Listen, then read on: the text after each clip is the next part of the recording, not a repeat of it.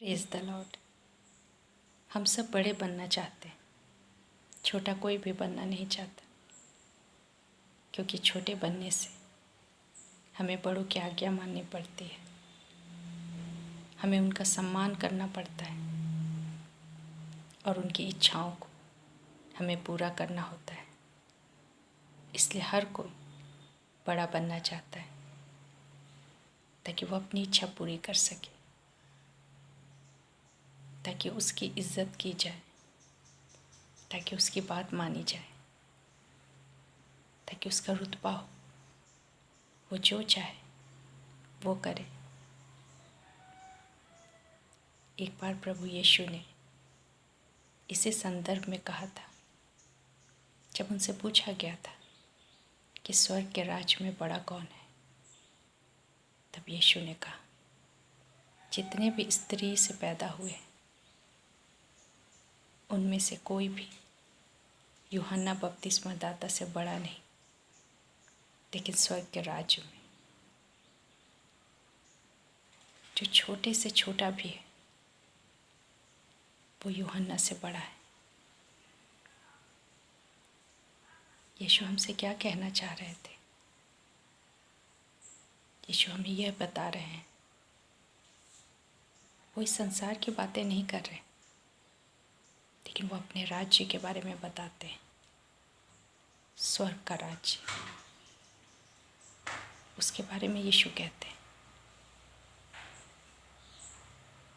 कि जो अपने आप को सबसे छोटा बनाएगा वो वहाँ बड़ा किया जाएगा। हमारी सोच ये होती है कि यदि हम छोटे बनेंगे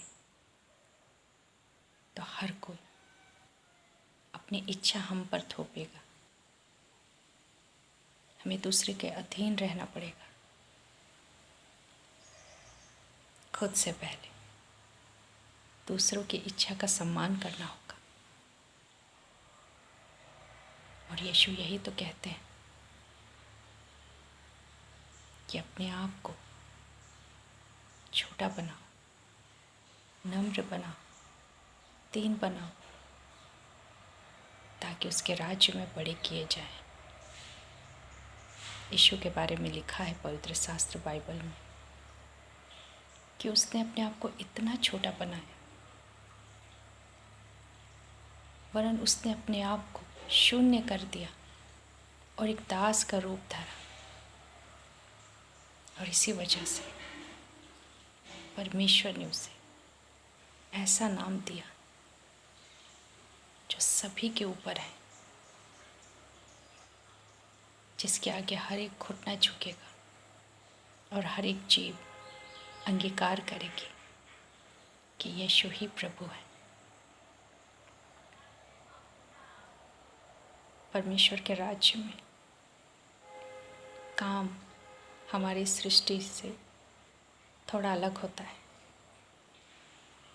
अगर हम यहाँ बड़े बनेंगे तो हम परमेश्वर के राज्य में छोटे कहलाएंगे, लेकिन जो इस संसार में अपने आप को छोटा बनाता है वो परमेश्वर के राज्य में बड़ा किया जाता है।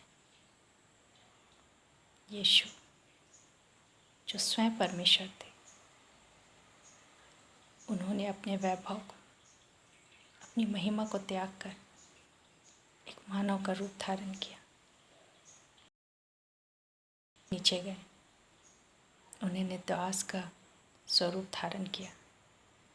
बाइबल में हम पढ़ते हैं कि उन्होंने अपने चेलों के पैर धोए थे। और इज़राइल में ऐसी विधि और ऐसे नियम है कि वहाँ लोगों के पैर दास लोग धोया करते हैं।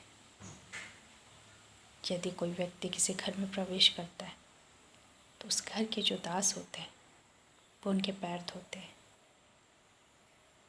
दास के बारे में हम जानते हैं, उसके पास कोई अधिकार नहीं होता। जो कुछ उसे कहा जाता है वो करता है, जो कुछ उसे बताया जाता है उसे वो सुनता और मानता है। यीशु मसीह ने भी जब वो इस पृथ्वी पर थे, उन्होंने अपने आप को छोटा किया, नम्र और दीन किया, और परमेश्वर की हर एक आज्ञा जिसे हम बाइबल में पढ़ते हैं उसने उन्हें माना। इसीलिए वचन में लिखा है कि उसने दुख उठा उठा कर आज्ञा मानना सीखा। जितनी भी आज्ञा है परमेश्वर ने अपने वचन में दी थी, जिसे हम पवित्र शास्त्र बाइबल में पढ़ते हैं, उन सारी आज्ञाओं को यीशु ने पूरा किया। जब वो कलवरी क्रूस की ओर जा रहे थे, उससे पहले भी उनका बहुत अपमान हुआ, बहुत निंदा हुई, लेकिन उन्होंने अपने आप को परमेश्वर के हाथों में सौंपा, अपने आप को छोटा बनाया और परमेश्वर की इच्छा पूरी की। और इसीलिए आज वो परमेश्वर के दाहिनी ओर बैठे हैं। आज हम अपने आप को देखें, क्या हम संसार में बड़े बनना चाहते हैं या परमेश्वर के राज्य में?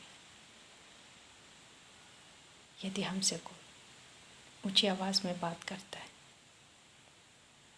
तब क्या हम खुद को छोटा बनाते हैं? जब कोई हमसे गलत व्यवहार करता है तब क्या हम अपने आप को छोटा बनाते हैं? और सबसे बढ़कर परमेश्वर का वचन जब हमें कोई बात करने को कहता है, जब वो कोई आज्ञा देता है, तो क्या हम छोटे बनकर उसकी आज्ञाओं को मानते हैं? जब परमेश्वर का वचन कहता है माफ़ करो, तो क्या उसकी आज्ञा के सामने हम झुकते हैं एक बालक के समान, उसकी आज्ञा को पूरी करते हैं? जब परमेश्वर कहता है अपने शत्रुओं से प्रेम करो, तब क्या हम अपने आप को छोटा बनाते हैं और अपनी शत्रुता भूलकर उस व्यक्ति के सामने नम्र और दीन होते हैं? हमें लग सकता है कि हम जितना छोटा बनते हैं हमें और छोटा किया जाता है और दबाया जाता है, लेकिन परमेश्वर की आँखें सभी ओर लगी हुई है। वो हर एक को देखता है, वो हमें भी देख रहा है कि हम क्या करते हैं।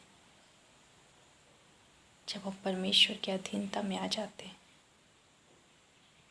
और उसकी आज्ञाओं पर चलते हैं तो हम खुद को छोटा बनाते हैं और परमेश्वर को बड़ा। लेकिन जब हम अपने आप को बड़ा बनाते हैं तो हम परमेश्वर की आज्ञाओं को तुच्छ जानते हैं, उसकी इच्छा का इनकार करते हैं और बड़ों के समान अपनी इच्छा पर चलते हैं। छोटे बड़ों की इच्छाओं पर चलते हैं और परमेश्वर हमसे भी यही